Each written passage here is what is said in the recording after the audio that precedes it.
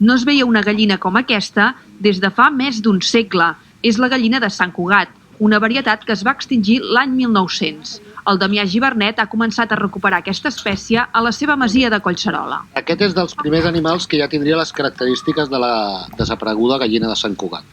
Pota blava, és blanca pigallada de negre i encara ens falta potser millorar la cresta. Tot va començar quan el Damià va trobar diversos documents que parlaven de la gallina de Sant Cugat, com aquest catàleg del Zoo de Barcelona de principis del segle XX, on es descrivien les característiques de les espècies que hi havia al zoològic en aquell moment, entre les quals la gallina de Sant Cugat. La gallina en si va desaparèixer, però els seus gens van quedar dins animals actuals. Amb l'objectiu de recuperar-la, va començar a creuar gallines fosques amb galls de raça prat blanc, però mentre ho feia va tenir una sorpresa inesperada. Algú ja l'havia recuperada per casualitat. Aquesta gallina, aquesta no és criada aquí, sinó és criada per un altre pagès de Collserola, que per atzar, per capricis de l'atzar, sense saber res d'aquest projecte, va treure animals molt semblants als que estava buscant jo. Quan li vaig explicar me'ls va regalar.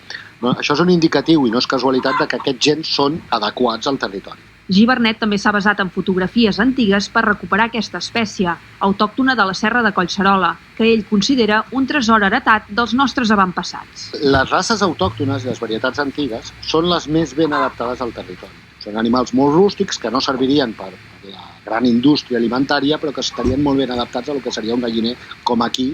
El seu pròxim repte és aconseguir que la gallina de Sant Cugat tingui la cresta en clavell com les seves avantpassades i aconseguir així la versió més fidel a la del 1900.